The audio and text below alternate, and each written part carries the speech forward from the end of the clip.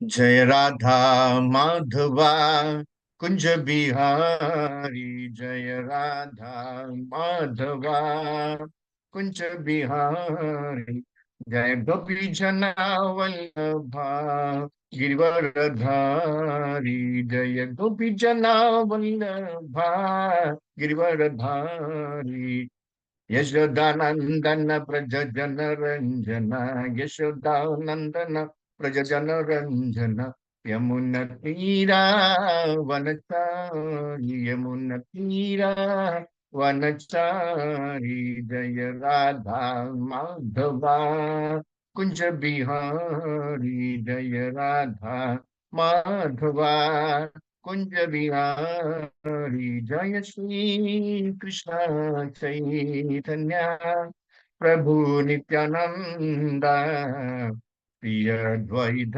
गदाधर श्रीवासादि गौर भक्त वृंदा। हरे कृष्णा हरे कृष्णा, कृष्णा कृष्णा हरे हरे, हरे राम हरे राम, राम राम हरे हरे, हरे कृष्णा कृष्णा कृष्णा हरे हरे, हरे राम राम राम हरे हरे। जय प्रभु बदा, जय प्रभु बदा, जय प्रभु बदा, श्रील प्रभु बदा, जय गुरुदेवा, जय गुरुदेवा, जय गुरुदेवा, श्री गुरुदेवा, नेताय गौर हरि बोल हरि बोल, हरि बोल निताय गौर हरि बोल, निताय गौर हरि बोल, हरि बोल, हरि बोल निताय गौर हरि बोल। ओम नमो भगवते वासुदेवाय, ओम नमो भगवते वासुदेवाय, ओम नमो भगवते वासुदेवाय। हरि ओम तत्सत्। ഭഗവത്ഗീത യഥാരൂപം അധ്യായം 14, ഭൗതിക പ്രകൃതിയുടെ ത്രിഗുണങ്ങൾ, ശ്ലോകം 12. അപ്പോൾ ഇത് ത്രിഗുണങ്ങളെ കുറിച്ചിട്ടാണ് നമ്മൾ ചർച്ച ചെയ്യുന്നത്.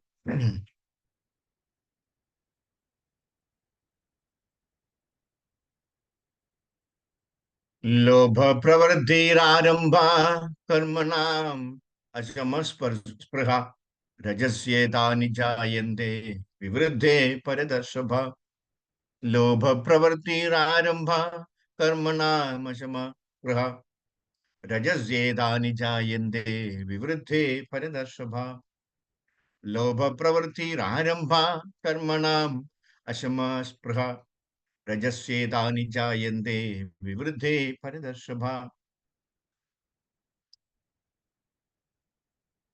ഹേ ഭരതശ്രേഷ്ഠ, രജോ ഗുണം വർദ്ധിക്കുമ്പോൾ അതിയായ ആസക്തി, ഫലോദിഷ്ടമായ പ്രവർത്തനം, കഠിനമായ പ്രയത്നം, അടക്കാനാവാത്ത ആഗ്രഹം, മോഹാവേശം എന്നീ ലക്ഷണങ്ങൾ ഉണ്ടാകുന്നു. ഭാവാർത്ഥം. ജയശീല പ്രഭുപാദ്.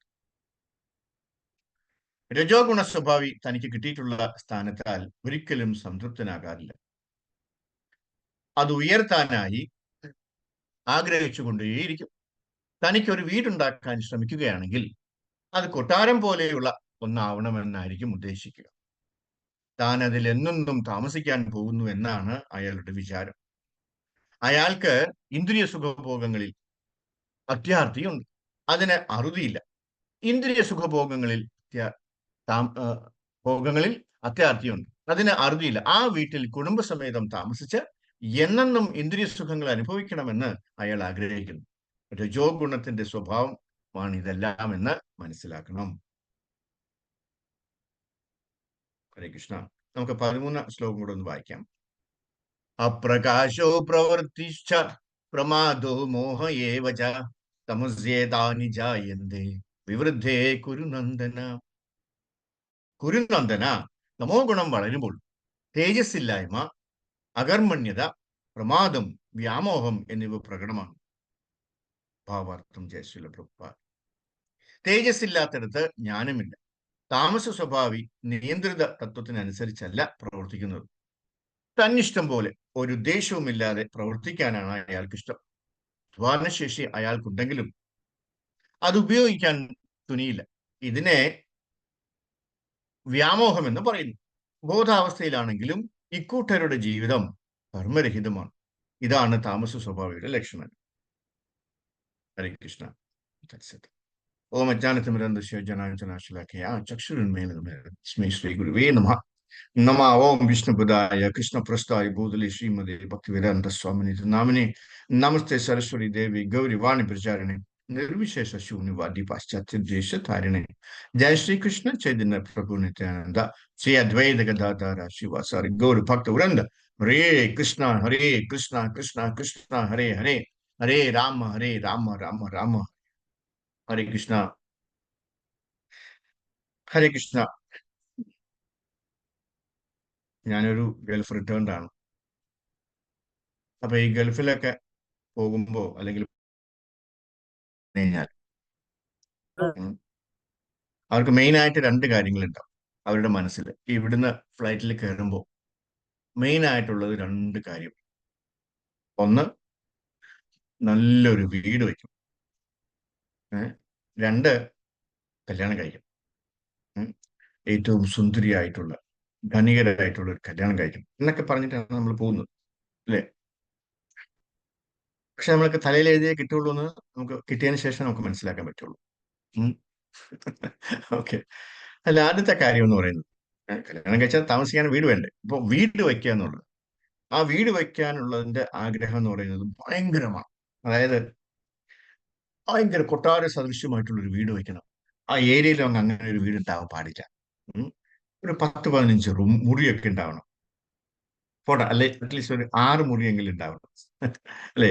വിശാലമായിട്ടുള്ള അടുക്കളയായിരിക്കണം, വിശാലമായിട്ടുള്ള പോർട്ടിക്കോ ഉണ്ടാവണം, പോർച്ച് ഉണ്ടാവണം, കാർ പോർച്ച് വേണം, അല്ലെ? 2-3 കാറൊക്കെ ഇടാനുള്ള ഒരു വലിയൊരു ബംഗ്ലാവ്. പണ്ടൊക്കെ ഉള്ള ആൾക്കാർ ഇങ്ങനെയുള്ള ആഗ്രഹങ്ങളുമായിട്ടാണ് നമ്മൾ ഗൾഫിൽ പോകുന്നത്.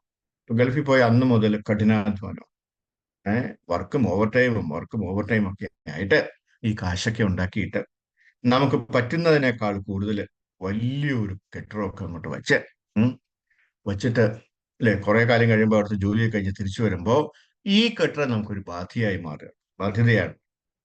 കാര്യം അത് പെയിന്റ് അടിക്കണമെങ്കിൽ തന്നെ എത്രയോ പൈസ വേണം.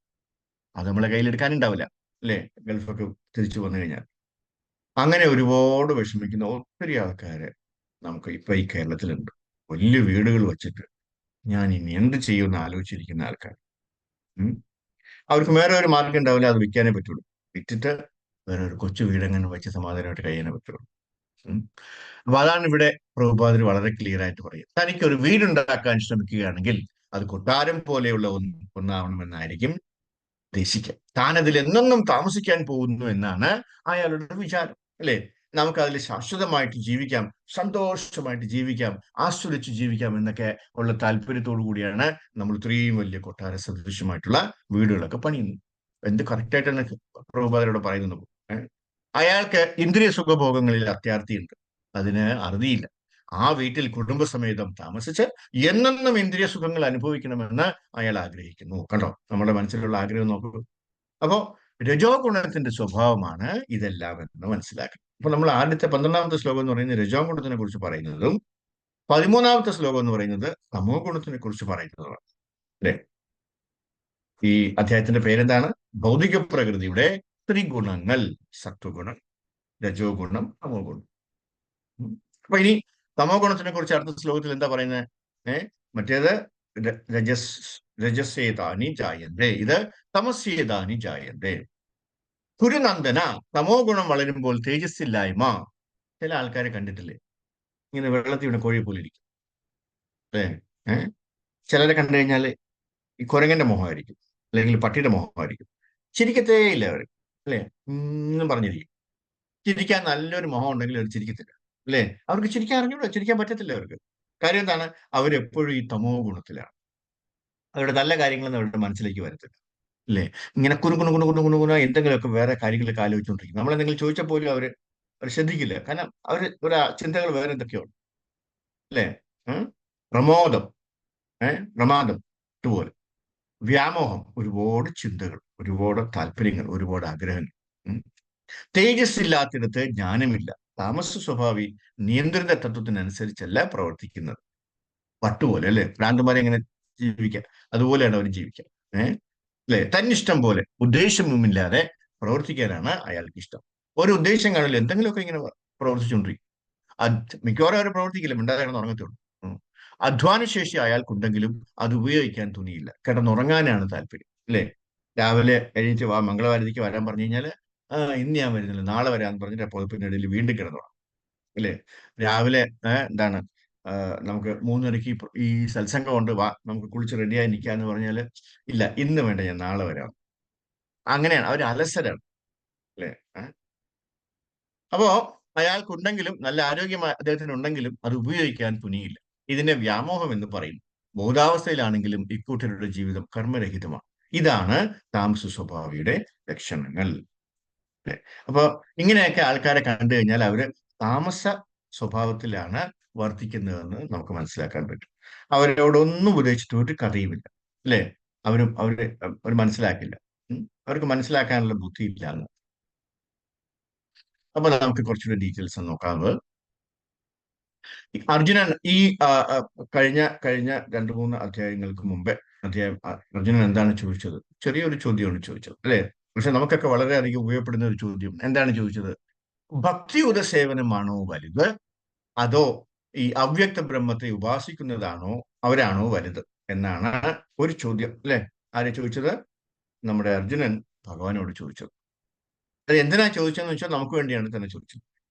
കാരണം കേരളത്തില് ഇപ്പൊ നോക്കിക്കഴിഞ്ഞാല് ഏതാണ്ട് ഒരു 70-80% ആൾക്കാരും ഈ അവ്യക്ത ബ്രഹ്മത്തെ ഉപാസിക്കുന്നവരാണ്. പല പല കാരണങ്ങൾ കൊണ്ട് അവരത് അവരുടെ കീഴ്വഴക്കം അങ്ങനെയാണ്, അല്ലെങ്കിൽ അവര് എന്താണ് തുടർന്ന് വരുന്ന ആ ആ രീതി അങ്ങനെയാണ്. അതുകൊണ്ടാണ് അവരെല്ലാവരും അവ്യക്ത ബ്രഹ്മത്തെ ഉപാസിക്കാൻ പോകുന്നത്, അല്ലെ. ഭഗവാന് രൂപമില്ല എന്നൊക്കെ പറഞ്ഞ് നടക്കുന്ന ആൾക്കാരാണ്. അവരവസാനം ഈ ബ്രഹ്മജ്യോതിയിൽ ലയിക്കാനാണ് അവർക്ക് താല്പര്യം. വല്ല ആവശ്യമുണ്ടോ? നമുക്ക് അവിടെ എന്തെങ്കിലും പോയി ചെയ്യാൻ പറ്റുമോ? നമുക്ക് എന്തെങ്കിലും ഇങ്ങനെ പ്രവർത്തിച്ചുകൊണ്ടേയിരിക്കണം. നമ്മൾ ഈ കൊച്ചു കുട്ടികളെ പോലെയാണ്, അല്ലെങ്കിൽ കുരങ്ങന്മാരെ പോലെയാണ്. കാര്യം എന്താണ്? അവർക്ക് വെറുതെ ഇരിക്കാൻ പറ്റില്ല, എന്തെങ്കിലുമൊക്കെ ഇങ്ങനെ പ്രവർത്തിച്ചുകൊണ്ടിരിക്കും. നമ്മുടെ പ്രവർത്തനം എന്താണ്? നമ്മുടെ ഉള്ളിലുള്ള താല്പര്യം എന്താണ്? ആ ആ പ്രവർത്തനങ്ങളൊക്കെ ഏതെങ്കിലും ഒരു സേവനമായിട്ട് ചെയ്തുകൊണ്ടിരിക്കണം. നമ്മൾ ഓരോരുത്തരും നോക്കിക്കഴിഞ്ഞാൽ നമ്മൾ എല്ലാ ദിവസവും ആരെങ്കിലുമൊക്കെ സേവിച്ചുകൊണ്ടിരിക്കുക. ആരെങ്കിലുമൊക്കെ സേവിച്ചില്ലെങ്കിൽ നമുക്ക് ഉറക്കം വരാൻ പറ്റില്ല, ഉറങ്ങാൻ പറ്റില്ല.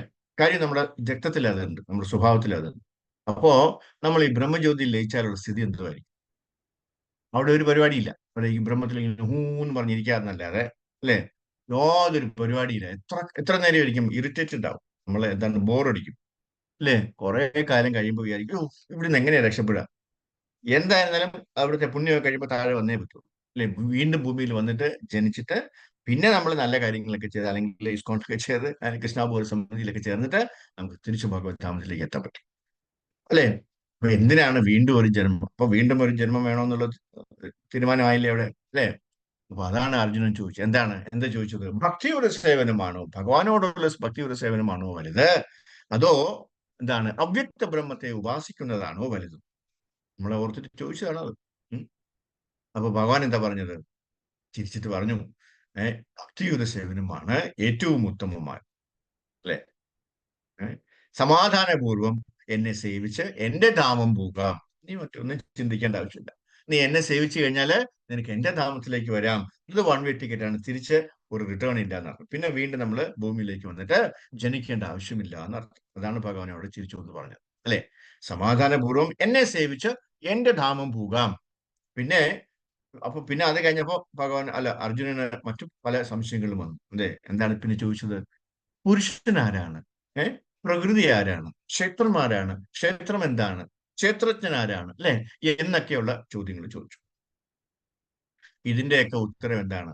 13 അധ്യായം 13-ഉം 14-ഉം ഒക്കെ ഇതിന്റെയൊക്കെ ഉത്തരങ്ങൾ ഭഗവാൻ വളരെ വിശദമായി തന്നെ പറയുകയാണ്. അതാണ് നമ്മളിപ്പോ വായിക്കുന്നത്, അല്ലെ. 14-ാം അധ്യായം, ഈ നമ്മളിപ്പോ വായിച്ച അധ്യായം ത്രിഗുണങ്ങളെക്കുറിച്ച്, 3 ഗുണങ്ങളെക്കുറിച്ച് വിശദീകരിക്കും. അതിൽ സത്വഗുണം, രജോ ഗുണം, തമോ ഗുണം. ഈ 2 ശ്ലോകത്തില് രജോ ഗുണത്തിനെ കുറിച്ചും തമോ ഗുണത്തിനെ കുറിച്ചിട്ടുമാണ് പറയുന്നത്. അല്ലെ? ഇപ്പോ രജോ ഗുണം, തമോ ഗുണം, സത്വ ഗുണം എന്നൊക്കെ ഒരു കൊച്ചുകുട്ടിയോട് പറഞ്ഞാൽ എന്തെങ്കിലും മനസ്സിലാവൂ? ഇല്ല. അല്ലേ? അതിനെ നേരെ മറിച്ച് അതിനെ ഒരു പാവകളി കണ്ടിട്ടില്ലേ? നമ്മള് കൊച്ചിലേക്ക് പാവകളി കണ്ടിട്ടുണ്ടാവും അല്ലെ? സ്കൂളിലൊക്കെ ഉണ്ടായിരുന്നു പണ്ട്. ഏഹ് ആ പാവകളി ഒരു കുഞ്ഞിനെ കാണിച്ചു കഴിഞ്ഞാല് ആ കുഞ്ഞ് വളരെയധികം ആകർഷത്തോടു കൂടി അല്ലെ, വളരെ സന്തോഷത്തോടെ ഇങ്ങനെ ഹാ ഹാ ഹാ എന്ന് പറഞ്ഞിരിക്കും. അല്ലെ, ആ പാവകളി കാണാൻ അതിന് ഭയങ്കര ഇഷ്ടമാണ്. കാര്യം ആ പ്രായത്തിൽ അതേ മനസ്സിലാവുള്ളൂ. നേരെ മറിച്ച് ഒരു മുതിർന്നയാൾ, അതിന്റെ അച്ഛനോ അമ്മയാണ് ആ പാവകളി കാണുന്നതെങ്കിൽ അവർക്ക് അത്രയും സന്തോഷം വരുമോ? സന്തോഷം വരും. ഈ കുഞ്ഞിങ്ങനെ കിടന്ന് ആർത്ത് അല്ലെ സന്തോഷിക്കുന്ന കാണുമ്പോൾ ഒരു സന്തോഷം വരും. പക്ഷേ പാവകളി കണ്ടു കഴിഞ്ഞാൽ ആ രക്ഷകർത്താക്കൾക്ക് അത്രയും സന്തോഷം വരുമോ? ഇല്ല. കാര്യം എന്താണ്? അവർക്കറിയാം ഈ പാവകളിയുടെ മുകളിൽ ഒരാളുണ്ട് അല്ലെ. അദ്ദേഹം ഈ കയ്യിൽ ഈ നൂലിങ്ങനെ കെട്ടിയിട്ട് ഇങ്ങനെ ഇങ്ങനെ ആക്കുമ്പോഴാണ് പാവ ഡാൻസ് ചെയ്യുകയും പാട്ടുപാടുകയൊക്കെ ചെയ്യുന്നത്. അല്ലെ? അപ്പോ അവർക്കറിയാം ഒരാൾ അതിന്റെ പുറകിലുണ്ട്, അതൊക്കെ നിയന്ത്രിക്കാനായിട്ട്. ഉം. അപ്പോ അതുകൊണ്ടാണ് അല്ലെ, നേരെ മറിച്ച് മുതിർന്നവർക്ക് അതെങ്ങനെ ആസ്വദിക്കാനും കഴിയില്ല. കാരണം അവര് അവർക്കറിയാം ഇതിന്റെ പിന്നിൽ പ്രവർത്തിക്കുന്ന.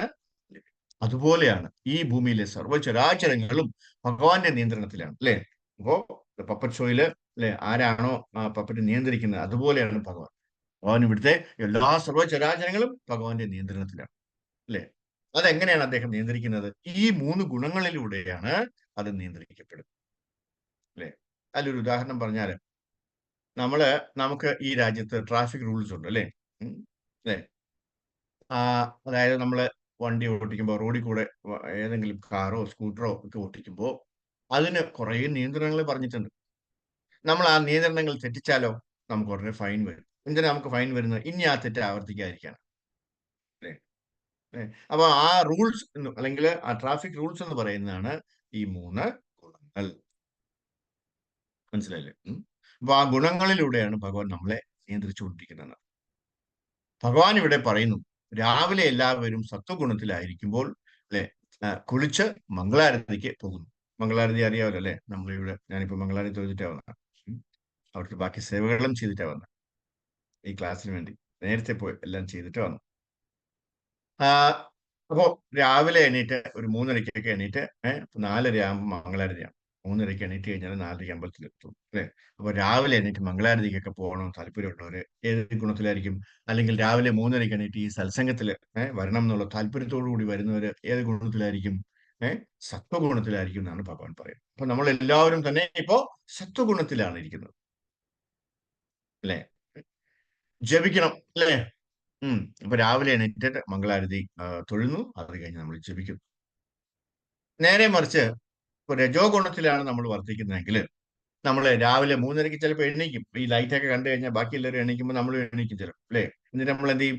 ഉടനെ ആ വാട്സപ്പ് കയ്യിലെടുക്കും. വാട്സപ്പ് കയ്യിലെടുത്തിട്ട് ഇങ്ങനെ ചൊല്ലിക്കൊണ്ടിരിക്കും അല്ലേ. എന്തൊക്കെ മെസ്സേജാണ് എനിക്ക് വന്നതെന്ന് നോക്കാനായിട്ട് അല്ലേ. അല്ലെങ്കിൽ ലോകത്ത് എന്ത് നടക്കണമെന്ന് അറിയാൻ വേണ്ടി. ഏഹ് അതല്ലെങ്കിലോ ആ സമയത്ത് തന്നെ സിനിമ കണ്ടുകൊണ്ടിരിക്കും വാട്സപ്പിൽ അല്ലേ. ഇനി കുറച്ച് ആൾക്കാരുണ്ട്, അവരെന്ത് ചെയ്യും? ലൈറ്റ് ഒക്കെ അങ്ങോട്ട് ഓഫ് ചെയ്തിട്ട് പുതപ്പിന് അടിയിലോട്ട് വീണ്ടും അല്ലെ മൂടിക്കിടന്നുറങ്ങും. അവരൊക്കെ ഏത് ഗുണത്തിലാണ്? അവരെല്ലാവരും തന്നെ തമോ ഗുണത്തിലാണ്. അപ്പൊ ഈ മൂന്ന് ഗുണത്തിലുള്ള ആൾക്കാരെ നമ്മൾ കണ്ടു അല്ലെ. സത്വഗുണത്തിലുള്ള രാവിലെ എണീറ്റ് അമ്പലത്തിൽ പോവും അല്ലെ, അല്ലെങ്കിൽ നമ്മുടെ ഈ സത്സംഗത്തിൽ ഈ അനന്തപത്മനാഭ ഗ്രൂപ്പിന്റെ സത്സംഗത്തിൽ ചേരും. അത് അവരെല്ലാവരും തന്നെ എന്താണ് സത്വഗുണത്തിലാണ്. വാട്സപ്പ് നോക്കി ഇരുന്ന മൊബൈൽ സിനിമയും കണ്ടുകൊണ്ടിരിക്കുന്നവരാണെങ്കിലും അവരെല്ലാവരും രജോ ഗുണത്തിലാണ് അല്ലെ. ഇനി മൂന്നാമത്തെ ആൾ എന്താണ്?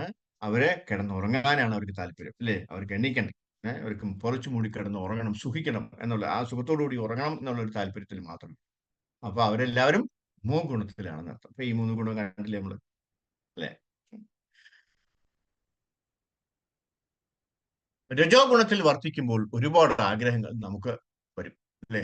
അതിങ്ങനെ നമ്മെ വരിഞ്ഞു മുറുക്കിക്കൊണ്ടിരിക്കും. രജോ ഗുണത്തിന്റെ ഒരു സ്വഭാവം അതാണ്. നമ്മൾ നേരത്തെ പറഞ്ഞില്ലേ, ഗൾഫിൽ പോകുന്നവരെന്ത് ചെയ്യും? വലിയ കെട്ടിടം കെട്ടാൻ വയ്ക്കും അല്ലെ. വലിയ ബിൽഡിംഗ്, അവിടെ ഉള്ളതിൽ ഏറ്റവും വലിയ കെട്ടിടമായിരിക്കണം എന്നുള്ള ഒരു താല്പര്യത്തോടു കൂടിയാണ് വയ്ക്കുന്നത്. അങ്ങനെ പല ആഗ്രഹങ്ങളും അവർക്ക് വരും. അപ്പൊ അവരൊക്കെ ഏത് ഗുണത്തിലാണ് വർദ്ധിക്കുന്നത്? രജോ ഗുണത്തിലാണ് വർദ്ധിക്കുന്നത് അല്ലെ. വേറൊരു എക്സാമ്പിൾ പറഞ്ഞാൽ, പണ്ടൊക്കെ ഒരു ശരാശരി മനുഷ്യന്റെ മാസ ശമ്പളം എത്രയായിരുന്നു? ഒരു 3,000 രൂപ, 4,000 രൂപ, 5,000 രൂപ അല്ലെ. അതിന്റെ അപ്പുറത്തേക്ക് വളരെ വിരളമാണ്. അത് വീട്ടില് എത്ര അംഗങ്ങളുണ്ട്? ഭാര്യയുണ്ട്, ഭർത്താവുണ്ട്, ഭാര്യയുണ്ട്, കുഞ്ഞുങ്ങൾ രണ്ടുപേരുണ്ട്, പിന്നെ അച്ഛനും അമ്മയുണ്ട്. ഇവരെല്ലാവരും ഉള്ള ഒരു വീടാണ്. ആ വീട്ടിൽ ആകപ്പാടെ ഒരാളായിരിക്കും ശമ്പളം വാങ്ങുന്നത്, അല്ലെ, അല്ലെങ്കിൽ ജോലിയുള്ളത്. ഗവൺമെന്റ് ജോലി, പ്രൈവറ്റ് ജോലി, എന്തോ ആയിക്കോട്ടെ. 4000 5000 രൂപയാണ് അവർക്ക് കിട്ടിക്കൊണ്ട്, അല്ലെ, മാക്സിമം. പക്ഷേ ആ 4000 വെച്ചിട്ട് അവർ വളരെ ഹാപ്പി ആയിട്ടാണ് കഴിഞ്ഞത്. ഓർക്കുന്നുണ്ട്, പുറകോട്ട് പോയി കഴിഞ്ഞാൽ നമുക്കത് അറിയാൻ പറ്റും. പക്ഷെ അതേ സ്ഥാനത്ത് ഇന്ന് 3000ത്തിനും 4000ത്തിനും പകരം നമ്മൾ 40,000, 50,000, 60,000, 1,00,000 ഒക്കെയാണ് ശമ്പളം വാങ്ങുന്നത്, അല്ലെ. ഇങ്ങനെ ഇവിടെ ഇപ്പോൾ ഉള്ള ആൾക്കാരുടെ ആഗ്രഹങ്ങൾക്ക് ഒരു അറുതിയുമില്ല, അല്ലെ. 3000 രൂപ കിട്ടിയിരുന്നപ്പോൾ അവർ വളരെ സന്തോഷമായി സമാധാനമായി ജീവിച്ചു. ഇന്ന് അതേ സ്ഥാനത്ത് 60,000, 70,000, 1,00,000 ഒക്കെ കിട്ടുമ്പോൾ അവർക്ക് സമാധാനമില്ല, സന്തോഷമില്ല, അല്ലെ. ആ വീട്ടിൽ ഐശ്വര്യമില്ല, മനസമാധാനമില്ല. പ്രശ്നങ്ങളും പ്രശ്നങ്ങളുടെ മേൽ പ്രശ്നങ്ങളുമാണ്, അല്ലെ. സ്വൈരതയില്ല, അല്ലെ. ആരുടെ മുഖത്തിലും ഒരു പ്രസരിപ്പില്ല. എല്ലാവരും ഇങ്ങനെ വിഷമിച്ചിരിക്കുക, അല്ലെങ്കിൽ ദേഷ്യപ്പെട്ടിരിക്കുക. കണ്ടിട്ടില്ലേ ഓരോരുത്തരുടെ മുഖം? അവർക്ക് ചിരിക്കാൻ പോലും പറ്റത്തില്ല, ചിരിക്കാൻ അറിയത്തില്ല അവർക്ക്. ഏഹ് രജോ ഗുണത്തിലാണെങ്കിലും തമോ ഗുണത്തിലാണെങ്കിലും അവരുടെ സമാധാനപരമായി ജീവിക്കാൻ പറ്റുന്നില്ല. പ്രഭുപാദർ ഇതെപ്പോഴും ചൂണ്ടിക്കാണിക്കാറുണ്ട്. പ്രഭുപാദർ എന്തിനാണ് ഇടയ്ക്കിടയ്ക്ക് ഇങ്ങനെ പറയുന്നത് വെച്ചാൽ നമ്മളെ ഓർമ്മിപ്പിക്കാനാണ്. നമ്മൾ മന്ദബുദ്ധികളല്ലേ, അല്ലേ? ബുദ്ധി കുറച്ച് കുറഞ്ഞ ആൾക്കാരാണ്. അപ്പോ നമ്മളടുത്ത് ഇങ്ങനെ ഇടയ്ക്കിടയ്ക്ക് പറഞ്ഞുകൊണ്ടിരുന്നു കഴിഞ്ഞാൽ നമ്മൾ ഇതിനെ കുറിച്ചൊക്കെ ഓർക്കത്തുള്ളൂ. ഉം. പ്രഭുപാദര് അമേരിക്കയിൽ പോയപ്പോൾ ആ പോയ നാളുകളിൽ എപ്പോഴും ഒരു കവിത എഴുതിയിട്ടുണ്ട്. ആ കവിതയിൽ പ്രതിപാദിക്കുന്ന കാര്യം ഇതാണ്. എന്താണ്? അമേരിക്കയിൽ ഭൂരിഭാഗം ജനങ്ങളും ഇന്ദ്രിയ തൃപ്തിക്ക് വേണ്ടി അലയുന്നവരാണ്, സുഖഭോഗങ്ങൾക്ക് വേണ്ടി അലയുന്നവരാണ്, അല്ലെ. അവരെ അതുകൊണ്ടാണ് ഈ ഡ്രഗ്സിനൊക്കെ അടിമയാകുന്നത്. ഏഹ് വേറെ ഈ ജീവിതത്തിൽ വേറെ സുഖമൊന്നും കിട്ടില്ല. അതുകൊണ്ട് പിന്നെ ഡ്രഗ്സ് ഒക്കെ അടിച്ചു കഴിഞ്ഞാൽ ഭയങ്കര സുഖം കിട്ടുമെന്നാണ് ഒരു വിചാരിക്കുക.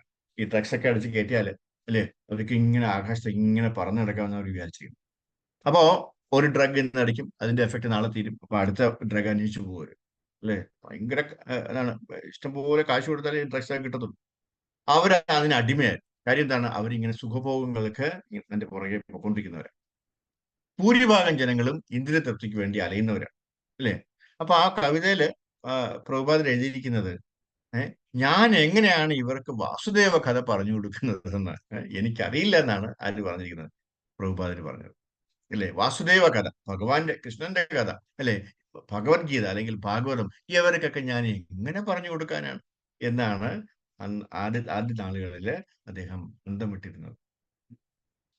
പിന്നീട് അവസരത്തില് ഒരു പത്രപ്രവർത്തകൻ ഒരിക്കല് പ്രഭുപാദരോട് ചോദിച്ചു, "ഏ, അങ്ങേക്ക് ലണ്ടൻ എങ്ങനെ തോന്നുന്നു?" അല്ലെ. അന്ന് അദ്ദേഹം UK ലണ്ടനിലായിരുന്നു. ലണ്ടനിലായിരുന്നപ്പോഴാണ് ഈ ചോദ്യം ചോദിച്ചു. അങ്ങേക്ക് ലണ്ടൻ എങ്ങനെ തോന്നുന്നു, അല്ലെ, ഇവിടെ ഉള്ളവരൊക്കെ എന്താണ്, എങ്ങനെ തോന്നുന്നു? ഒരു സെക്കൻഡ് പോലും അദ്ദേഹം ആലോചിച്ചില്ല, അല്ലെ. ആലോചിക്കുന്നതിന് മുമ്പ് തന്നെ അദ്ദേഹത്തിന് ഉത്തരം പറയാൻ പറ്റും, അല്ലെ. ലണ്ടൻ ഈസ് എ ഹെൽ എന്ന് പറയും. ലണ്ടൻ ഒരു ഹെല്ലാണ്, നരകമാണ്, അല്ലെ. കാര്യം എന്താണ്? അവിടെയുള്ള ആൾക്കാർ എങ്ങനെയാണ്? അവർക്ക് ഈ ഇങ്ങനെ ഈ ഇന്ദ്രിയ തൃപ്തിയുടെ പുറകെ ഓടുക എന്നുള്ളത്, അല്ലെ, എല്ലാ ദിവസവും അവർ ഭയങ്കര ബിസിയാണ്. ആർക്കും തന്നെ സമയമില്ല, അല്ലെ. ഏഹ് അവർക്കെല്ലാം ഉണ്ട്, പക്ഷെ അവർ ഹാപ്പി അല്ല, അല്ലെ. നമുക്ക് അന്നൊക്കെ ഇന്ത്യയിലൊക്കെ ഉണ്ടായിരുന്നതിനേക്കാളും 10 ഇരട്ടി കാര്യങ്ങൾ അവർ സാമ്പത്തികമായിട്ടൊക്കെ വളരെയധികം മുൻപോട്ടായിരുന്നു. പക്ഷെ അവർ ഹാപ്പി അല്ല. അവർക്കെല്ലാം ഉണ്ട്, പക്ഷെ അവരാരും തന്നെ ഹാപ്പി അല്ല, സന്തോഷവാന്മാരല്ല എന്നാണ് പ്രഭുപാദർ എന്ന് പറഞ്ഞത്. ഉം. ഈ 3 ഗുണങ്ങൾ പഠിച്ചത് കൊണ്ട് എന്താണ് നേട്ടം, അല്ലെ? എന്താണ് നമുക്ക് അതുകൊണ്ടുള്ള ഉപയോഗം? നമുക്ക് നോക്കാം. ചിലർ പറയും, ഇതൊക്കെ മനസ്സിലാക്കിയിട്ട് എന്ത് നേടാനാണ്? പണിയെടുത്ത് പൈസ ഉണ്ടാക്കി മര്യാദയ്ക്ക് ജീവിച്ചാൽ പോരെയെന്ന്, അല്ലെ. നമ്മള് ഭഗവത്ഗീത ക്ലാസ് ഉണ്ട്, അല്ലെ, നിങ്ങൾ വരണം, തീർച്ചയായിട്ടും വന്ന് അത് പങ്കെടുക്കണം, അല്ലെങ്കിൽ നിങ്ങൾക്ക് അത് പഠിക്കാൻ പറ്റും എന്നൊക്കെ പറയുമ്പോൾ ആൾക്കാർ പറയില്ലേ, ഞാൻ ഭഗവത്ഗീതയൊക്കെ ഇഷ്ടം പോലെ വായിച്ചിട്ടുണ്ട്, ഞാൻ 3-4 പ്രാവശ്യം വായിച്ചിട്ടുണ്ട്, എനിക്ക് ഭഗവത്ഗീത നന്നായിട്ട് അറിയാം, എനിക്കറിയാം കൃഷ്ണൻ ആരാണ്, അല്ലെ. കൃഷ്ണൻ ആരാണെന്ന്, യുദ്ധം എന്തിനാണ് ഉണ്ടായതെന്നും അർജുനൻ ആരാണെന്നും ഒക്കെ എനിക്കറിയാം, എനിക്ക് ഇനി ആരും പറഞ്ഞു തരേണ്ട ആവശ്യമില്ല എന്ന് പറഞ്ഞു നടക്കുന്ന കണ്ടിട്ടില്ലേ? അതുപോലെയാണ്. ഏഹ് ചിലർ പറയും, ഇതൊക്കെ മനസ്സിലാക്കിയിട്ട് എന്ത് നേടാനാണ്? പണിയെടുത്ത് പൈസ ഉണ്ടാക്കി മര്യാദയ്ക്ക് ജീവിച്ചാൽ പോരെയാണ്. ഇതൊക്കെ നമ്മൾ കേൾക്കുന്നതാണ്, എല്ലാം നിരന്തരം കേൾക്കുന്നതാണ്, അല്ലെ. നാം ഭഗവാന്റെ അംശമാണെന്നും നമ്മുടെ ലക്ഷ്യം തിരികെ ഭഗവാൻ ധാമത്തിലേക്ക് എത്തുക എന്നുള്ളതാണെന്നും മനസ്സിലാക്കിയില്ലെങ്കിൽ നമുക്ക് ജീവിതത്തിൽ വിജയിക്കാൻ സാധിക്കില്ല. അപ്പൊ നമ്മുടെ ലക്ഷ്യം എന്താണ്? തിരിച്ചു ഭഗവത് ധാമത്തിലേക്ക് എത്തുക എന്നുള്ളത്. ആ ലക്ഷ്യം വളരെ ക്ലിയർ ആയിരിക്കും, അല്ലെ? ഒരു സംശയം പാടില്ല അവിടെ. ഇപ്പൊ ഫോർ എക്സാമ്പിൾ, ഒരു ഫ്ലൈറ്റ് ഇങ്ങനെ ടേക്ക് ഓഫ് ചെയ്യണം, അല്ലെ? ഒരു ഫ്ലൈറ്റ് ഇങ്ങനെ ടേക്ക് ഓഫ് ചെയ്തു, ടേക്ക് ഓഫ് ഒക്കെ ചെയ്തു. അത് കഴിഞ്ഞിട്ട് പൈലറ്റ് ആലോചിക്കണം, അയ്യോ ഞാൻ എങ്ങോട്ടാ പോകേണ്ടത്, എനിക്ക് അറിയത്തില്ലല്ലോ എവിടെ പോകണം. അങ്ങനെ എന്തോ ചെയ്യും? അങ്ങനെ കുറേ ദൂരം ഒക്കെ ഇങ്ങനെ ഫ്ലൈ ചെയ്തിട്ട് ഇങ്ങനെ കറങ്ങി കറങ്ങി കറങ്ങി കറങ്ങി നടക്കും, അല്ലെ? എങ്ങോട്ടാ പോകണമെന്ന് അറിയത്തില്ല. ആരും പറഞ്ഞു കൊടുത്തില്ല പുള്ളിക്കാരൻ എങ്ങോട്ടാണ് പോകേണ്ടത്. ഏഹ് അപ്പൊ എന്ത് ചെയ്യും? കുറെ കഴിയുമ്പോൾ തന്നെ അവിടെ ലോ ഫ്യൂൽ കാണിക്കും, അല്ലെ? ഇനി പെട്രോൾ ഇല്ല, ഇത്രയും പെട്ടെന്ന് ഇറങ്ങിക്കോളാൻ പറയും. അപ്പൊ എന്ത് ചെയ്യും? അദ്ദേഹം അടുത്തുള്ള ഏതെങ്കിലും എയർപോർട്ടിൽ ഇറങ്ങേണ്ടി വരും. അതുപോലെ ആയിരിക്കും നമ്മുടെ കാര്യം. നമുക്ക് ഡെസ്റ്റിനേഷൻ അറിയില്ല എങ്കിൽ നമ്മൾ ഇങ്ങനെ അലഞ്ഞു തിരിഞ്ഞ് വീണ്ടും ഇവിടെ തന്നെ ഉണ്ടാവും, ഈ ഭൂമിയിൽ തന്നെ ഉണ്ടാവും, അല്ലെ? ആ ലക്ഷ്യം വളരെ ക്ലിയർ ആയിരിക്കണം. ഉം. അതല്ലെങ്കിൽ ഫ്ലൈറ്റിനൊക്കെ എത്ര നേരമാണ് ആകാശത്ത് നിൽക്കാൻ പറ്റും, അല്ലെ? നമുക്ക് നമ്മുടെ യാത്ര എവിടെയെങ്കിലും അവസാനിപ്പിച്ചേ പറ്റൂ. അതുകൊണ്ടാണ് ഭഗവാൻ ഭഗവത്ഗീതയിൽ പറയുന്നത്, അല്ലെ? വളരെ ക്ലിയർ ആയിട്ട് പറയുന്നുണ്ട്. 2 ശ്ലോകം നമ്മൾ മനസ്സിലാക്കി കഴിഞ്ഞാൽ, അതിനനുസരിച്ച് നമ്മൾ പ്രവർത്തിച്ചു കഴിഞ്ഞാൽ നമ്മുടെ ജീവിതം സുരക്ഷിതമായി എന്നർത്ഥം, അല്ലെ? നമ്മുടെ ജനനത്തിന്റെ ഫലം നമുക്ക് കിട്ടുകയും ചെയ്യും. ഉം. എന്താണ്, ഏതൊക്കെയാണ് ആ ശ്ലോകങ്ങൾ നമുക്ക് നോക്കാം. മന്മനാഭവ മദ്ഭക്തോ മധ്യാജി മാം നമസ്കുരു മാമേ വൈശ്യസി മുക്തൈവം മത്പരായണം, അല്ലെ? എന്താ അവിടെ പറയുന്നത്? മന്മന ഭവ മദ്ഭക്തോ. മന്മന, എന്നിൽ മനസ്സുറപ്പിക്കുക, അല്ലെ? മദ്ഭക്തോ, എന്റെ ഭക്തനാവുക, അല്ലെ? മധ്യാജീമാം നമസ്കുരു, അല്ലെ? എന്നെ ആരാധിക്കുകയും പ്രണമിക്കുകയും ചെയ്യുക, അല്ലെ? ആരാധിക്കുകയും പ്രണമിക്കുകയും ചെയ്യുക, നമസ്കുരു. എന്നിൽ തന്നെ പൂർണ്ണമായി മുഴുകിയിരിക്കുന്നത് കൊണ്ട് നീ തീർച്ചയായും എന്നെ പ്രാപിക്കും, എന്റെ ധാമം പ്രാപിക്കും, എന്റെ ലോകത്തിലേക്ക് വരാൻ പറ്റും. നിനക്ക് പിന്നെ തിരിച്ചൊരു മടക്കത്തിന്റെ ആവശ്യമില്ല എന്നാണ് ആര് പറഞ്ഞത്? ഭഗവാൻ നമുക്ക് ഉറപ്പ് തരുന്നത്. എന്നിൽ മനസ്സുറപ്പിക്കുക, ഭക്തനാവുക, എന്നെ ആരാധിക്കുക, പ്രണമിക്കുകയും ചെയ്യുക.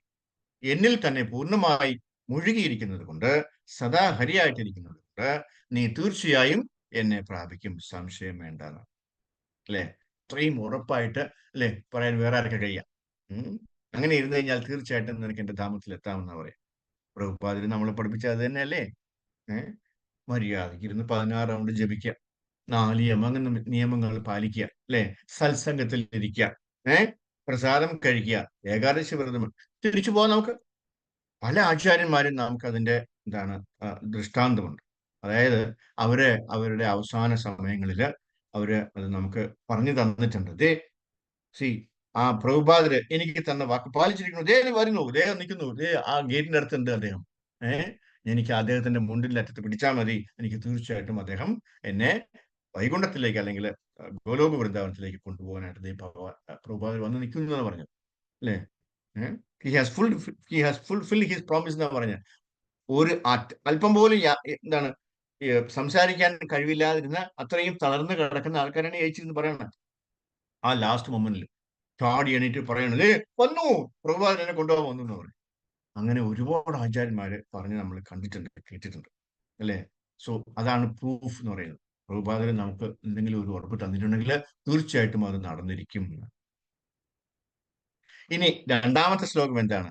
അപ്പോ ഈ ശ്ലോകം നമ്മൾ മനസ്സിൽ വെച്ചിട്ട് ഇങ്ങനെ എപ്പോഴും ചിന്തിച്ചുകൊണ്ടിരിക്കുകയാണെങ്കിൽ, അല്ലെങ്കിൽ അത് മനസ്സിൽ നിന്ന് മറക്കാതെ നമ്മൾ ബാക്കി കാര്യങ്ങളൊക്കെ ചെയ്യുകയാണെങ്കിൽ തീർച്ചയായിട്ടും നമുക്ക് നമ്മുടെ ജീവിതത്തിൽ വിജയമുണ്ടാകും.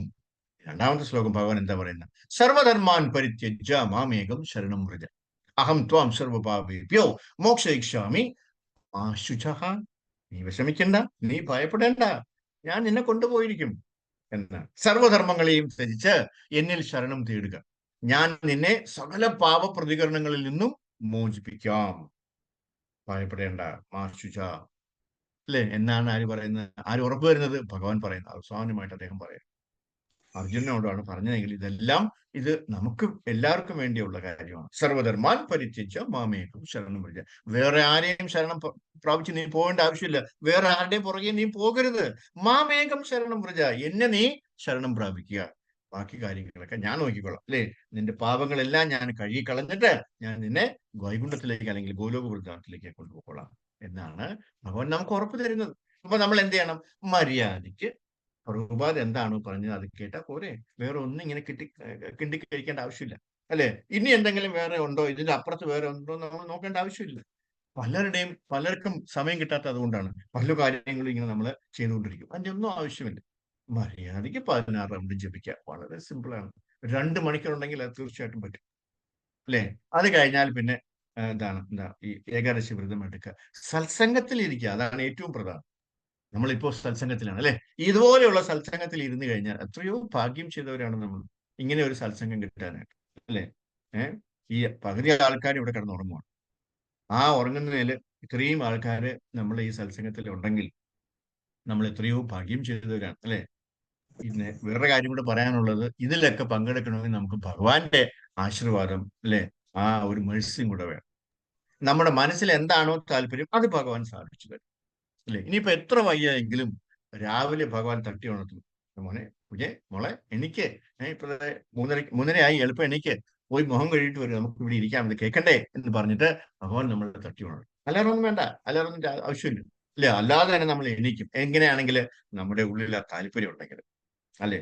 അല്ലാതെ രാത്രി കിടക്കും, ഇനി രാവിലെ 3:30 എണീക്കണമല്ലോ, എനിക്ക് വയ്യ ഈ പൈതൽ പ്രഭുവിന്റെ കാര്യം, അങ്ങേര് എന്നെ വിടത്തേയില്ല, അങ്ങേര് ഇനി ഞാൻ വന്നില്ലെങ്കിൽ പോയില്ലെങ്കിൽ എന്നെ ശല്യപ്പെടുത്തിക്കൊണ്ടിരിക്കും, എന്നാ പിന്നെ പൊക്കള എന്നും പറഞ്ഞ് ആണ് നമ്മൾ ഇരിക്കുന്നതെങ്കിൽ രാവിലെ മായാദേവി വന്നു പറഞ്ഞിട്ട് എന്റെ മക്കൾ ഉറങ്ങിക്കോട്ടാ, എണീക്കണ്ട, കിടന്ന് ഉറങ്ങിക്കോ എന്ന് പറഞ്ഞിട്ട് നമ്മളിങ്ങനെ തട്ടി തടവി ഇങ്ങനെ ഇങ്ങനെ അല്ലെ താരാട്ട് പാടിക്കൊണ്ടിരിക്കും, അല്ലെ? അതെന്തുകൊണ്ടാണ്? നമ്മുടെ ഉള്ളിലുള്ള ആ താല്പര്യം അതായിരുന്നു, അതുകൊണ്ടാണ്. നേരെ മറിച്ച് ഇല്ല, എന്ത് വന്നാലും എത്ര മഴയാണെങ്കിലും രാവിലെ എണീറ്റ് കുളിച്ചേ പറ്റുള്ളൂ, അല്ലെ?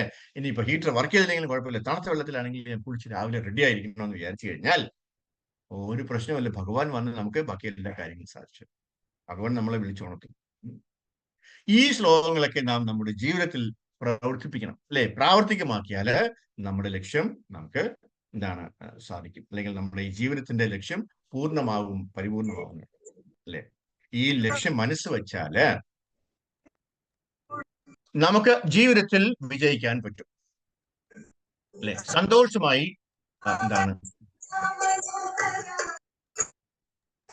ആരോ മ്യൂട്ട് ചെയ്തിട്ടില്ല, ഒന്ന് മ്യൂട്ട് ചെയ്യാൻ പറ്റുമോ? ഹരികൃഷ്ണ. ഓക്കെ, സന്തോഷമായി ജീവിക്കാം. അതല്ലെങ്കിൽ നാം മായാദേവിയാൽ വശീകരിക്കപ്പെടും, കുടുങ്ങിപ്പോകും, രജോ ഗുണത്തിലും തമോ ഗുണത്തിലും പെട്ടുപോകും, പെട്ടുഴലും. പഴയ കാലങ്ങളിൽ കൃഷ്ണാപൂരത്തിൽ നിൽക്കാൻ എല്ലാ സാഹചര്യങ്ങളും ഉണ്ടായിരുന്നു, അല്ലെ? നമ്മൾ ഇനി ഭഗവാന്റെ കാര്യം ചിന്തിച്ചില്ല എങ്കിൽ തീർച്ചയായിട്ടും നമ്മുടെ തൊട്ടടുത്ത ഒരാൾ നിൽപ്പുണ്ട്, അല്ലെ? യവന്റെ മനസ്സ് എന്നാണ് ഒരല്പം ഒന്ന്, അല്ലെ, കലങ്ങുന്നത്, അല്ലെങ്കിൽ ഒരു അല്പം താഴോട്ട് പോകുന്നത്, അപ്പൊ കയറി പിടിക്കാനായിട്ട് ഒരാൾ റെഡിയായി നിൽക്കണം. ആരാണ്? മായാദേവി, അല്ലെ? തീർച്ചയായിട്ടും നമ്മൾ മായാദേവിയുടെ മടിത്തട്ടിലായിരിക്കും ഉറങ്ങും.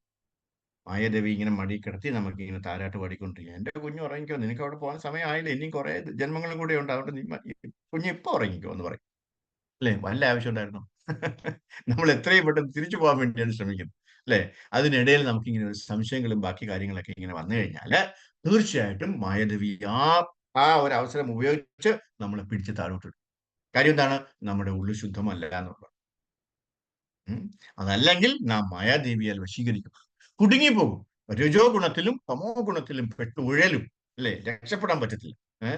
ഈ അദ്ദേഹം പിടിച്ചതുപോലെ പഴയ കാലങ്ങളിൽ കൃഷ്ണാപൂരത്തിൽ നിൽക്കാനുള്ള എല്ലാ സാഹചര്യങ്ങളും ഉണ്ടായിരുന്നു. നമ്മൾ പണ്ടത്തെ കാര്യം ഇപ്പോഴത്തെ ജനറേഷനൊന്നും അതിനെക്കുറിച്ച് അറിയത്തില്ല. ഒരു 10, 25, 30 കൊല്ലം മുൻപേ, അല്ലെങ്കിൽ ഒരു 40 കൊല്ലം മുൻപേ ആണെങ്കിൽ നമ്മളൊരു അമ്പലം എടുക്കുകയാണ്. ആ അമ്പലത്തിലെ ഉത്സവമാണ്, ഏത് അമ്പലം ആയിക്കോട്ടെ, ആ ഉത്സവത്തിന്റെ ഏറ്റവും ഇമ്പോർട്ടന്റ് ആയിട്ടുള്ള ഏറ്റവും പ്രധാനപ്പെട്ട പരിപാടികൾ എന്തായിരിക്കും, അല്ലെ? കലാപരിപാടികൾ ഉണ്ടാവല്ലോ. അവിടെ ഒരു കഥകളിയോ, അല്ലെ, ഒരു ഡാൻസോ, അല്ലെങ്കിൽ അങ്ങനെയുള്ള കഥാപ്രസംഗമൊക്കെ ഇങ്ങനെയൊക്കെയുള്ള കാര്യങ്ങളിലായിരുന്നു. നമ്മളിപ്പോ ഈ കഥകളിയെ കുറിച്ച് പറഞ്ഞു കഴിഞ്ഞാൽ അതെന്താണ്? മുഴുവൻ ഭഗവാന്റെ ലീലകളാണ്, അല്ലെ? ഭഗവാന്റെ ലീലകളാണ് അവിടെ ആടിത്തീരുന്നത്. അപ്പൊ നമുക്ക് ആൾക്കാർക്ക് ഭഗവാനെ കുറിച്ചിട്ട് ഓർക്കാനും കാര്യങ്ങളൊക്കെ മനസ്സിലാക്കാനും ഒരു അവസരം ഉണ്ടായിരുന്നു. പിന്നെ ഡാൻസ് ഡ്രാമകൾ, അല്ലെ? ആ ഡാൻസ് ഡ്രാമ എന്ന് പറയുന്നത് മുഴുവൻ തന്നെ, വേറൊരു പേര് പറഞ്ഞ് ഞാൻ മറന്നുപോയി. ചവിട്ട് നാടകമാണോ, അത് വേറെന്തോ ആണോ? നൃത്ത ശില്പം അങ്ങനെയൊക്കെ പറയും, അല്ലെ? അതെന്താണ്? ശരിയാ പറഞ്ഞു. ബാലെ ചാക്യാർ ബാലെ ബാലെ എന്താ പറഞ്ഞു? ചാക്യാർ കൂത്തുണ്ട് പ്രഭു. ചാക്യാർ കൂത്തുണ്ട്. Very good. ചാക്യാർ കൂത്തുണ്ട് അല്ലെ? കഥകളി പോലെ തന്നെ ചാക്യാർ കൂത്തുണ്ട്. ഓട്ടം തുള്ളലുണ്ട്. അതെല്ലാം തന്നെ എന്താണ്? പാടകം. എന്താ പറഞ്ഞു? പാടകം. അതുണ്ട് അല്ലെ? അതെല്ലാം തന്നെ എന്താണ്? ഭഗവാനുമായിട്ട് റിലേറ്റ് ചെയ്തിട്ടുള്ള കാര്യങ്ങളാണ്. അത് മനസ്സിലാക്കേണ്ട ഒരു അവസരമാണ്. അന്നൊക്കെ അതായിരുന്നു ഇമ്പോർട്ടന്റ്. വേറെ ഒന്നും നടക്കത്തില്ല. നേരെ മറിച്ച് ഇന്നാണെങ്കിലോ, ഇന്ന് വലിയ ഡിസ്കോ ഡാൻസോ അങ്ങനെയുള്ള കാര്യങ്ങൾക്കാണ് ആൾക്ക് താല്പര്യം. അല്ലേ? കാര്യം എന്താണ്? കഥകളി എന്ന് വെച്ചാൽ ആരും കാണാനുണ്ടാവില്ല. ഭഗവാന്റെ കുചേല ചരിത്രമോ അങ്ങനെ എന്തെങ്കിലുമൊക്കെ വെച്ച് കഴിഞ്ഞാൽ ആരും ഉണ്ടാവില്ല. അവർക്കൊന്നും ഇപ്പോഴത്തെ ജനറേഷനൊന്നും അത് താല്പര്യമില്ല. ഇപ്പോഴത്തെ എന്താണ് ഈ അമ്പലങ്ങളൊക്കെ മാനേജ് ചെയ്യുന്നതും ഇപ്പോഴത്തെ പുതിയ ജനറേഷൻസ് ആണ്. പുതിയ പയ്യന്മാര്, പുതിയ പിള്ളേര്. അവർക്ക് അതിലൊന്നും താല്പര്യമല്ല. അവർക്ക് എന്താണ് താല്പര്യം? അത് അവരതാണ് വയ്ക്കുന്നത്. അപ്പോ ഈ പഴയ കാലങ്ങളിൽ കൃഷ്ണാപുരത്തിൽ നിൽക്കാൻ എല്ലാ സാഹചര്യങ്ങളും ഉണ്ടായിരുന്നു. എളുപ്പമായിരുന്നു അപ്പോഴൊക്കെ. ഇന്ന് കാലത്ത് അത് അത്ര എളുപ്പം ലഭ്യമല്ല. ചുറ്റുപാടുകൾ ഒരുപാട് മാറി അല്ലെ? അപ്പൊ അതിനനുസരിച്ചുള്ള റെസ്ട്രിക്ഷൻസും ഒരുപാട് പ്രശ്നങ്ങളുമാണ്. നമ്മുടെ മനസ്സ് നിൽക്കത്തില്ല. കാര്യം എന്താണ്? വെളിയിലും മറ്റു പല കാര്യങ്ങളുമാണ് നടക്കുന്നത്. അതിലോട്ടായിപ്പോ നമ്മുടെ മനസ്സ്. പ്രഭുപാദരോട് ഒരു റിപ്പോർട്ട് ഒരു അവസരത്തിൽ ചോദിച്ചു, നിങ്ങൾ എന്തിനാണ് ഇത്രയധികം ക്ഷേത്രങ്ങൾ പണിയുന്നത്? അല്ലേ? അദ്ദേഹം പോകുന്നതിന് മുമ്പ് 108 ക്ഷേത്രങ്ങൾ പണിഞ്ഞിട്ടാ പോയത്. അപ്പൊ അദ്ദേഹം പറഞ്ഞു, എന്താ അദ്ദേഹത്തിന് ഒരുപാട് ഉത്തരങ്ങൾ അദ്ദേഹം പറഞ്ഞിട്ടുണ്ട്. അതിലൊരു ഉത്തരം എന്ന് പറയുന്നത്, ഞാനൊരു മരച്ചൂട്ടിലിരുന്ന് ഭഗവത്ഗീതയോ ശ്രീമദ് ഭാഗവതമോ പഠിപ്പിച്ചാൽ ആരും അത് കേൾക്കാൻ അവിടെ വരില്ല. കാര്യം എന്താണ്? ഭയങ്കര ചൂടാണ് അവിടെ. അല്ലേ? മഴ പെയ്താൽ ഇറങ്ങി ഓടേണ്ടി വരും. അല്ലേ? പ്രത്യേകിച്ച് ഇന്ത്യയിൽ ഇത് എപ്പോഴാണ് നടക്കുന്നതെന്ന് അറിയാൻ പറ്റും.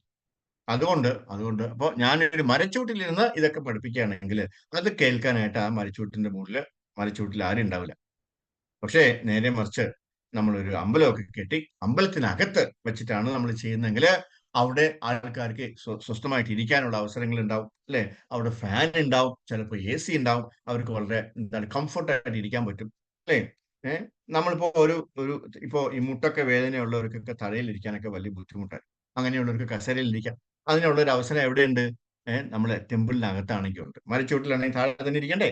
അല്ലേ? അപ്പൊ അങ്ങനെയൊക്കെ ഉള്ള കാര്യങ്ങൾ ഉള്ളത് കൊണ്ടാണ് ഞാൻ ഈ ടെമ്പിൾ ഒക്കെ കെട്ടുന്നതെന്നാണ് പ്രഭുപാദർ പറഞ്ഞത്. നോക്കൂ, നേരെ മറിച്ച് ടെമ്പിളില്ല, അകത്ത് വെച്ച് ക്ലാസ് എടുത്താൽ അവിടെ ഫാനും AC ഉള്ളത് കൊണ്ട് അവിടെ കംഫർട്ടബിൾ ആയിട്ട് അല്ലെ, വളരെ സന്തോഷമായിട്ട് ആയിട്ടിരുന്ന് പഠിക്കാനുള്ള സൗകര്യമുണ്ട്. അതുകൊണ്ടാണ് ഈ ടെമ്പിൾസ് ഒക്കെ ഉണ്ടാക്കുന്നതാണ്. അപ്പോൾ ഈ ടെമ്പിളൊക്കെ എന്താണ്? നമുക്ക് ഭക്തിയിലേക്ക് ഉയരാനുള്ള ഒരു മാർഗം മാത്രമാണ് ഈ ടെമ്പിൾ അല്ലെ? ഇനി നമ്മുടെ ജീവിതത്തിൽ ജയിക്കണമെന്നുണ്ടെങ്കിൽ നമുക്ക് രണ്ട് താല്പര്യങ്ങൾ ഉണ്ടാവും. അത് ഏതൊക്കെയാണെന്ന് നമുക്ക് നോക്കാം. ഒന്നാമത്തെ താല്പര്യം നിങ്ങൾക്ക് എല്ലാവർക്കും ഉള്ളതുപോലുള്ള ഒരു താല്പര്യമാണ്. എന്താണെന്ന് അറിയാമോ? എനിക്ക് ഭഗവത്ഗീത വിശദമായിട്ട് പഠിക്കണം. അല്ലാതെ അതിന്റെ സർഫസിൽ നിന്നിട്ട് അതെന്താണെന്ന് ആ ഓളങ്ങൾ കണ്ടാൽ പോരാ. പിന്നെയോ എനിക്ക് ഉള്ളിലോട്ട് ഇറങ്ങി അതിന്റെ കാതൽ എന്താണെന്ന് അറിയണം എന്നുള്ളൊരു താല്പര്യം അല്ലെ? എനിക്ക് ഭഗവത്ഗീത വിശദമായിട്ട് പഠിക്കണം. ഈ ഭഗവത്ഗീത എന്ന് പറഞ്ഞാൽ എന്താണ്? നമ്മുടെ ജീവിതത്തിന്റെ മാനുവലാണ് അല്ലേ? ആ മാനുവൽ എന്ന് പറയുന്നത് നമ്മൾ എങ്ങനെ ജീവിക്കണമെന്ന് പറഞ്ഞ് തന്നിരിക്കുന്നത്. ഇനി നമുക്ക് എന്തെങ്കിലും ഒരു പ്രയാസം ഉണ്ടെന്ന് വെച്ചോളൂ അല്ലേ?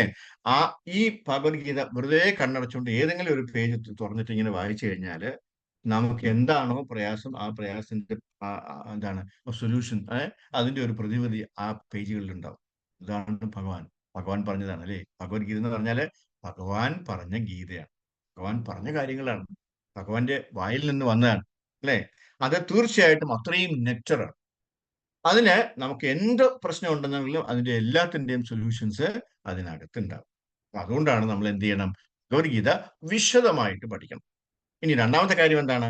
എനിക്കിനി മറ്റൊരു ജന്മം വേണ്ട, ഇത് മതി, ധാരാളം മതി, ഇനി എനിക്ക് വേറൊരു ജന്മത്തിന്റെ ആവശ്യമില്ല എന്നുള്ളൊരു ഉറച്ച വിശ്വാസം ഉണ്ടാവും. ഉറച്ച ധാർഢ്യമായിട്ടുള്ള താല്പര്യം ഉണ്ടാവും. എങ്കിൽ മാത്രമേ ഈ രണ്ട് കാര്യം ഉണ്ടെങ്കിൽ നമ്മുടെ ജീവിതത്തിൽ ഒരു ലക്ഷ്യബോധമുണ്ട് അല്ലെ? നമ്മുടെ ജീവിതം സഫലമാവുകയും ചെയ്യും. അതിനൊരു ചെറിയൊരു കഥയും കൂടെ പറയാം. അതായത് ഒരു ഗ്രാമത്തിൽ ഒരു വലിയൊരു കൂറ്റൻ ബംഗ്ലാവ് ഉണ്ടായിരുന്നു. ആ ബംഗ്ലാവിന്റെ ചുറ്റുമതിലുണ്ടായിരുന്നു. ആ ചുറ്റുമതിലുകൾ ഇങ്ങനെ അതിഭീകരമായിട്ടുള്ള അല്ലെ, പല കൂറ്റൻ മതിലുകളാണ്. ആ മതിലുകളൊക്കെ ഇങ്ങനെ അങ്ങറ്റം ഇങ്ങറ്റം മതിലുകളാണ്. ഈ കുട്ടികൾക്കുള്ള ഒരു താല്പര്യം എന്ന് പറഞ്ഞു കഴിഞ്ഞാൽ അവർക്ക് എവിടെയെങ്കിലുമൊക്കെ ഒരു എന്തൊക്കെ സ്ഥലം കിട്ടിക്കഴിഞ്ഞാൽ അവിടെ കുട്ടി വരയ്ക്കാനുള്ള ഒരു താല്പര്യം ഉണ്ടാവും അല്ലേ? അപ്പൊ കുറെ കുട്ടികൾ ആ ഗ്രാമത്തിലുണ്ട്. അവർക്ക് എല്ലാവർക്കും ഒരു താല്പര്യമായിരുന്നു ഈ മതിലുകൾ എങ്ങനെയെങ്കിലും ഒന്ന് കുത്തി വരയ്ക്കണം. കുത്തി വരച്ചിടണം അല്ലെ, അത് അവരുടെ ഒരു ഹരമാണ്. ഇവരെല്ലാവരും കൂടെ പ്ലാൻ ഇട്ടു അതിലെങ്ങനെയാണ് കുത്തി വരയ്ക്കാൻ. പക്ഷേ ആ മതിലിന്റെ അടുത്തോട്ട് അവർക്ക് പോകാൻ കഴിയില്ല. കാര്യം എന്താണ്, അവിടെ ഒരു ഒരു പാറാവുകാരൻ നിൽപ്പുണ്ട്, നല്ല മീശയൊക്കെ വെച്ചിട്ട് നല്ല തടിയനായിട്ടുള്ള ഒരാള്, ഒരു വടിയൊക്കെ ഇങ്ങനെ എപ്പോഴും വെച്ചിട്ട് ഇങ്ങനെ വേണ്ടി ഒരു നടക്കും അല്ലേ, ഇങ്ങനെ ചുറ്റും നടക്കണം. അപ്പൊ അദ്ദേഹത്തിനെ പേടിച്ച് പിള്ളേരാരും ഈ കുട്ടികളാരും ഈ മതിലിന്റെ അടുത്തേക്ക് പോകത്തില്ല. പക്ഷെ അവർക്ക് ഭയങ്കര താല്പര്യം, ഇതെങ്ങനെയെങ്കിലും നമുക്ക് അവിടെ കുത്തി വരച്ചേ പറ്റുള്ളൂ. കാരണം അതൊക്കെ ഇങ്ങനെ ഫ്രീ ആയിട്ട് ഇങ്ങനെ നല്ല വൃത്തിയായിട്ട് കണ്ടപ്പോൾ ഇവർക്ക് സഹിക്കാൻ പറ്റുന്നില്ല. കുട്ടികളുടെ ഒരു സ്വഭാവം അതല്ല, എവിടെ കണ്ടാലും എന്തെങ്കിലും കുത്തി വരച്ചുകൊണ്ടിരിക്കും. ഇവർ തമ്മില് ഒരു മത്സരം വെച്ചു. ആരാണോ അവിടെ പോയി കുത്തി വരയ്ക്കുന്നത് അവർക്കൊരു ഐസ്ക്രീം നമ്മൾ എല്ലാവരും കൂടെ വാങ്ങിച്ചു, അല്ലേ? പക്ഷെ ആരും മുന്നോട്ട് വന്നില്ല. അതിലൊരു ബുദ്ധിമാൻ ഉണ്ടായിരുന്നു. ആ ബുദ്ധിമാൻ എന്താ ചെയ്തത്, നേരെ ഓടി നേരെ ഓടി ആ മതില് പോയി എന്തൊക്കെയോ കുത്തി കുത്തി വരച്ചു, അല്ലേ? കുത്തി വരച്ചപ്പോ ഇതുങ്ങൾ പേടിച്ചു വിറച്ചു പോയി. കാരണം ആ പാറാവുകാരൻ വരികയാണ്, വടി ഓങ്ങിക്കൊണ്ട് വരികയാണ്, എടാ എന്ന് പറഞ്ഞിട്ട് വിളിച്ചിട്ട് വരുവാണ്, അല്ലേ? പക്ഷെ ആ പാറാവുകാരൻ അടുത്ത് വന്നിട്ട് അടിക്കുന്നതിന് പകരം ആ വടിയൊക്കെ പോക്കറ്റിൽ വെച്ചിട്ട് എന്ത് ചെയ്തു, ഒരു മുട്ടായി എടുത്ത് അവന് കൊടുത്തു. ആ മുട്ടായും കൊണ്ട് അവൻ വളരെ സന്തോഷമായിട്ട് തിരിച്ചു ഓടി വരുന്നതാണ് ഈ കുഞ്ഞുങ്ങൾ കണ്ടത്. പക്ഷെ ഒരു അന്തം വിട്ടു, ഇവർ വിറച്ച് നിൽക്കുകയാണ്. അവർ വിചാരിച്ചു, ഓ ഇവനെ ഇപ്പൊ അടിച്ച് ശരിയാക്കുമെന്ന് വിചാരിച്ച് നിൽക്കുമ്പോഴാണ് ഒരു മുട്ടായി വാങ്ങിച്ചിട്ട് അവൻ തിരിച്ചു വരുന്നത്. അവൻ ഓടി കൂട്ടുകാരുടെ അടുത്തേക്ക് വരികയാണ്. അപ്പൊ ഈ കൂട്ടുകാർക്ക് അന്തം വിട്ടുപോയി, അല്ലെ? കൂട്ടുകാർ ചോദിച്ചു, നീ അവിടെ എന്താ കാണിച്ചത്, നീ അവിടെ എന്ത് ചെയ്തു, നീ അവിടെ കുത്തി വരച്ചിട്ട് എന്താ ഇയാൾ അടിക്കാത്തത്, നിന്നെ എന്താ അയാൾ ഉപദ്രവിക്കാത്തെന്ന് ചോദിച്ചപ്പോ, ഞാൻ അവിടെ കുത്തി വരച്ചു. ഞാൻ അവിടെ എന്താ കുത്തി വരച്ചത്, ഞാൻ അവിടെ കുത്തി വരച്ചത് ഇവിടെ പരസ്യം പതിക്കരുത് എന്നാണ് ഞാൻ കുത്തി വരച്ചത്, അല്ലേ? അവിടെ എന്താണ് എഴുതിയത്, സ്റ്റിക് നോ ബിൽസ്, അല്ലെങ്കിൽ ഇവിടെ പരസ്യം പതിക്കാൻ പാടില്ല. ഈ പറവുകാരൻ ഓടി വന്നപ്പോ അവിടെ എന്താ എഴുതി വെച്ചിരിക്കണേ, ഇവിടെ പരസ്യം പതിക്കരുതെന്നാണ് അവിടെ വളരെ ഭംഗിയായിട്ട് എഴുതി വെച്ചിരിക്കുന്നത്. അതൊരു നല്ല കാര്യമല്ലേ? അതാണ്, നമ്മൾ സാഹചര്യം അനുസരിച്ചിട്ട് നമ്മൾ പ്രവർത്തിച്ചു കഴിഞ്ഞാൽ, അല്ലെ, നമ്മൾ വിചാരിക്കുന്ന കാര്യങ്ങളെല്ലാം നമുക്ക് നേടാൻ സാധിക്കും എന്നാണ് ഇവിടെ ആ കഥയിലൂടെ നമുക്ക് മനസ്സിലാക്കുന്നത്. അപ്പോ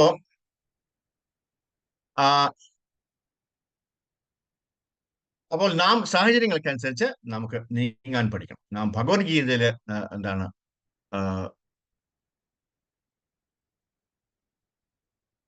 നാം ഭഗവത് ധാമത്തിലെത്താനായിട്ട് നിരന്തരം ജപിക്കുകയും, അല്ലെ, നിയമങ്ങൾ പാലിക്കുകയും ആനുകൂല്യന് കൃഷ്ണാനുശീലനുമായി ജീവിക്കുകയും ചെയ്താൽ നമുക്ക് തീർച്ചയായും ഭഗവത് ധാമത്തിൽ എത്താൻ സാധിക്കും. അതൊരു വലിയ പ്രശ്നമേ അല്ല, വളരെ നിസ്സാരമായിട്ട് നമുക്ക് മനസ്സ് വെച്ച് കഴിഞ്ഞാൽ ചെയ്യാൻ പറ്റുന്നതാണ്. ഈ മനസ്സ് എവിടെ നിന്ന് വരും, നമ്മുടെ ഉള്ളിൽ നിന്ന് തന്നെ വരും, അല്ലെ? നമ്മൾ മനസ്സ് വെച്ച് കഴിഞ്ഞാൽ ഭഗവാൻ അതിനുള്ള എല്ലാ അവസരങ്ങളും നമുക്ക് നൽകിക്കൊണ്ടേയിരിക്കും. കാര്യം എന്താണ്, എന്റെ കുഞ്ഞ് എന്റെ അടുത്തേക്ക് വരാനല്ലേ ശ്രമിക്കുന്നത്, അവൻ ഇങ്ങനെ വേറെ വഴി വിട്ട് പോകാനല്ലല്ലോ ശ്രമിക്കുന്നത്. അപ്പൊ അവൻ എന്തൊക്കെ ചെയ്യാൻ പറ്റുമോ അതെല്ലാം ചെയ്തു കൊടുക്കാനായിട്ട് ഭഗവാൻ മുന്നോട്ട് വരും. അതുകൊണ്ടാണ് ഒരു പറച്ചിലുള്ളത്, എന്താണ്, നമ്മൾ ഒരു സ്റ്റെപ്പ് എടുക്കുമ്പോൾ ഭഗവാൻ 10 സ്റ്റെപ്പ് എടുത്ത് നമ്മളെ അടുത്തേക്ക് വരും. അപ്പൊ നമുക്ക് അത്രയും സ്റ്റെപ്പ് കുറച്ച് നടന്നാൽ പോരെ, അല്ലേ? ഭഗവാൻ അടുത്തോട്ട് വരുമല്ലേ.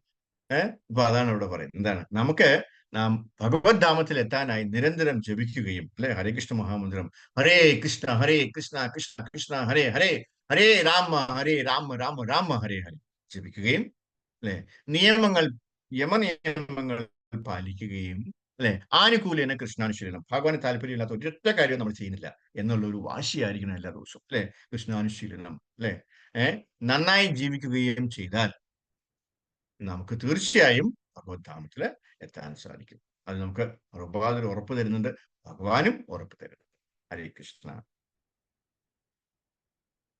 കൃഷ്ണ പ്രഭുജി, പ്രഭു പറഞ്ഞില്ലയോ, അതായത് നമ്മൾ ചിന്തിച്ചുകൊണ്ടിരിക്കുന്നത് എന്താണെന്ന് പ്രഭുവിന്റെ കേട്ടുകൊണ്ട് തന്നെ പ്രഭു പറഞ്ഞു.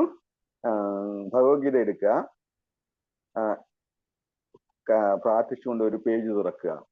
പേജ് പറയുമ്പോൾ പ്രഭു പറഞ്ഞ അതേ വിഷയം തന്നെ, ദൈവേശി ഗുണമയി മമമായ ദുരസ്യ മായമേവ ഏ പ്രപഞ്ചന്റെ മായാമേതാം തരംജിത്. ആ ശ്ലോകം അതെന്താണ് അങ്ങനെ വരുന്നത്?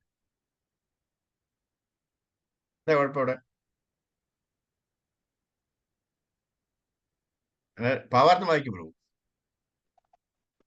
അതായത് ഭാവാർത്ഥത്തില് പരമപുരുഷൻ എണ്ണമറ്റ ശക്തിയുണ്ട്, ഇതെല്ലാം ദിവ്യമായ ശക്തിയിലാണ്. ജീവാത്മകളെല്ലാം അവിടുത്തെ ശക്തിയുടെ അംശങ്ങളാകാൻ അവയ്ക്ക് ദിവസമുണ്ട്. പക്ഷേ ഭൗതിക ശക്തിയുമായുള്ള സമ്പർക്കം കൊണ്ട് അതിന്റെ മൗലികമായ ദിവ്യപ്രഭാവം മൂടപ്പെടിക്കും. ചില ലൈൻ മാർക്ക് ചെയ്തിട്ടുണ്ട് നേരത്തെ തന്നെ.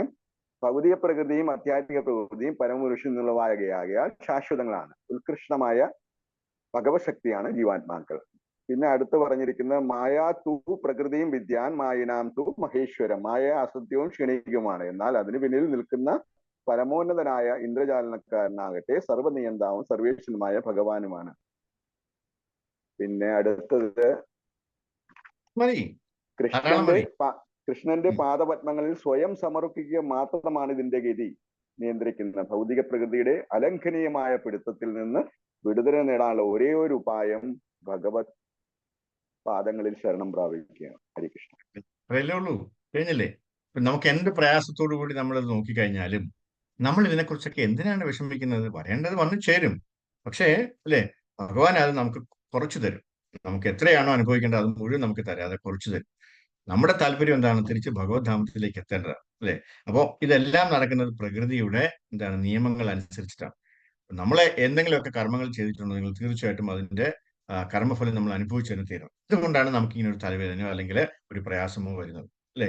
അത് മെച്ചുവർ ആകുമ്പോൾ കറക്റ്റായിട്ട് അത് വരും, വന്ന് ഭവിക്കുന്നു. അത് ഇല്ലാതിരിക്കില്ല. പക്ഷെ ഒരു വലിയ പാറ നമ്മുടെ തലയിൽ വീഴാനുള്ള ഒരു സാഹചര്യമാണ്, അല്ലെങ്കിൽ അത്രയും ഉഗ്രപാപമാണ് നമ്മൾ ചെയ്തതെങ്കിൽ പോലും അതൊക്കെ പൊടിച്ച ഒരു പൊടിയായിട്ടാണ് ഭഗവാൻ നമുക്ക് നമ്മുടെ തലയിലോട്ട് ഇട്ട് തരുന്നത്, പ്രകൃതി ഇട്ട് തരുന്നത്, അല്ലെ? ഭഗവാൻ നമുക്ക് ഒരിക്കലും കുറ്റം പറയാൻ പറ്റില്ല.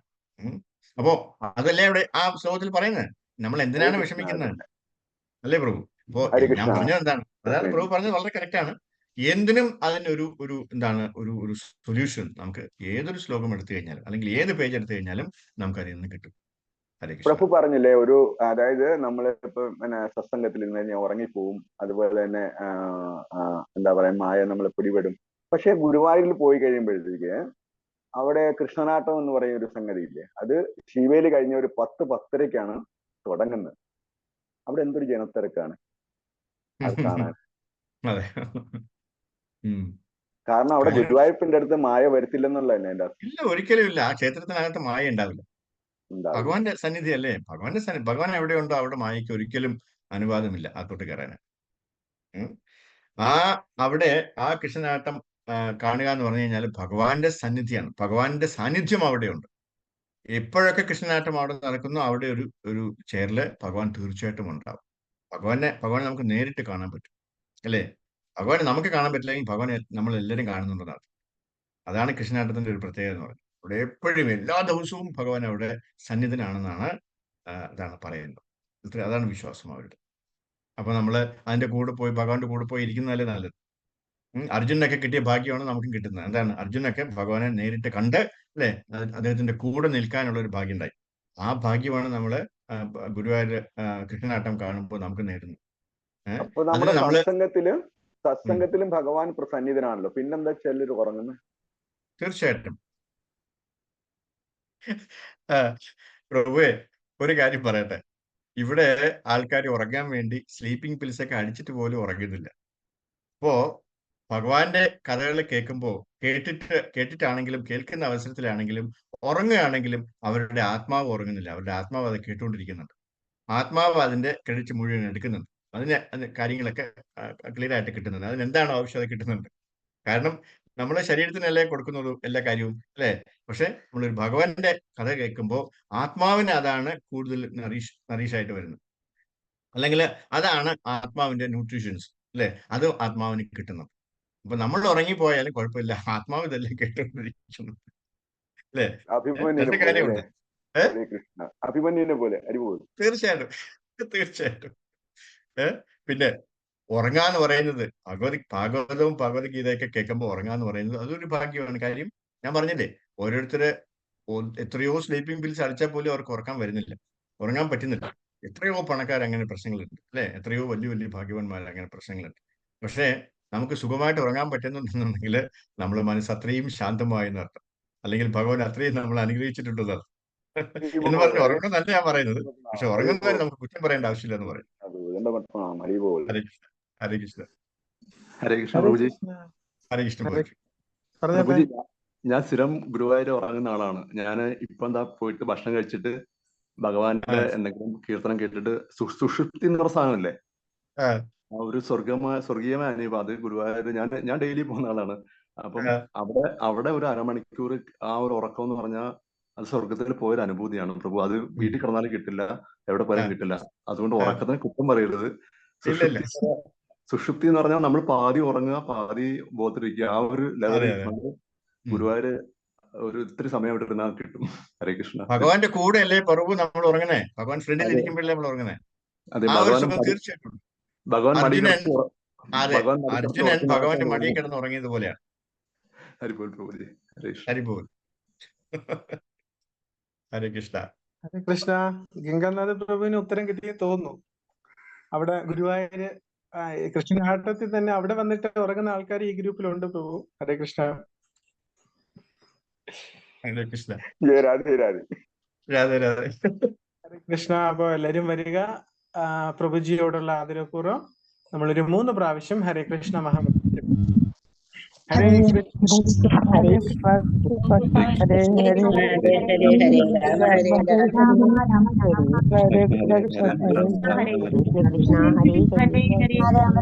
രാമ രാമ ഹരേ ഹരേ